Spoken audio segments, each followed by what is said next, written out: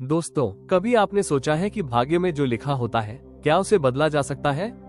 क्या किसी के जीवन में जो भविष्य लिखा गया है वो मिट सकता है? आज की इस कहानी में हम जानेंगे कि एक साधु ने कैसे एक किसान के बेटे के बारे में भविष्यवाणी की और क्या उस भविष्यवाणी को बदला जा सकता था या नहीं। ये कहानी है एक छोटे से गांव के किसान रामू की। रामू और उसकी पत्नी बहुत खुश थे क्योंकि उनके घर एक प्यारे से बेटे का जन्म हुआ था। तभी एक दिन जब रामू के घर के बाहर एक साधु भिक्षाटन के लिए आए, उन्होंने इस बच्चे को अपनी गोद में उठाया और तभी साधु महाराज ने देखा कि बच्चे की बाजू पर एक चिन्ह था। साधु महाराज, ये बच्चा बहुत किस्मत वाला है, इसके भाग्य में राजयोग लिखा है।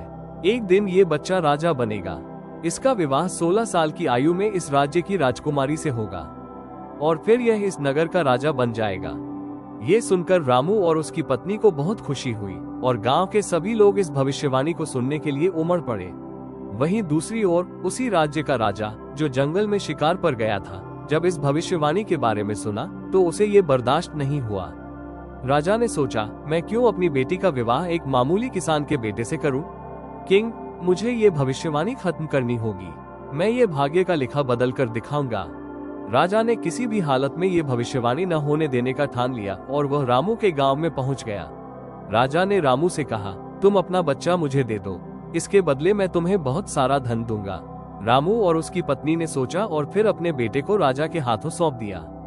राजा बच्चे को लेकर नदी के किनारे पहुंचा और उसे संदूक में बंद करके बहा दिया।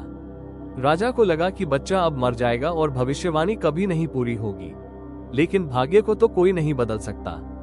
उस संदूक को एक धनवान सेठ ने पाया और जब उसने उस बच्चे को देखा तो वह उसे अपने घर ले आया। बच्चा बड़ा हुआ और उसका नाम सूरज रखा गया। सूरज बहुत ही समझदार और बुद्धिमान हो गया। एक दिन राजा ने सूरज को देखा और उसकी बुद्धिमानी की तारीफ की। सूरज को एक चिट्ठी दी गई जिसे उसे महारानी तक पहुंचाना था। किंग, ये लड़का बहुत बुद्धिमान है, तुम इसकी शादी राजकुमारी से कर दो। लेकिन क्या सूरज को रास्ते में कुछ हुआ? क्या भाग्य का लिखा अब भी नहीं बदला? सूरज को रास्ता भटकते हुए एक झोपड़ी में रात बितानी पड़ी जहां उसे डाकुओं से खतरा था, लेकिन एक बूढ़ी औरत ने उसकी मदद की और उसे बचा लिया। सूरज ने चिट्ठी महारानी को दी और राजकुमारी से विवाह कर लिया। राजा जब वापस आया तो उसे ये जानकर बहुत गुस्सा आया। उसने सूरज को धोखेबाज समझा, लेकिन तभी एक महात्मा ने राजा को याद दिलाया कि 16 साल पहले उसने भाग्य को बदलने का प्रयास किया था। महात्मा, राजन, क्या तुमने नहीं कहा था कि तुम भाग्य का लिखा मिटा दोगे? राजा ने शर्मिंदा होकर अपनी आंखें नीची कर ली। वो समझ गया था कि भाग्य का लिखा कभी नहीं बदला जा सकता। दोस्तों, यही है हमारी कहानी। ये हमें ये सिखाती है कि चाहे हम कितना भी प्रयास करें, हमारे जीवन में जो भाग्य लिखा होता है उसे कोई नहीं बदल सकता। इसलिए हमें अपनी किस्मत पर विश्वास रखकर अपने कर्मों पर ध्यान देना चाहिए। अगर आपको ये कहानी प्रेरणादायक लगी हो तो कृपया इस वीडियो को लाइक करें और हमारे चैनल को सब्सक्राइब करना न भूलें। मिलते हैं अगली प्रेरणादायक कहानी के साथ। धन्यवाद।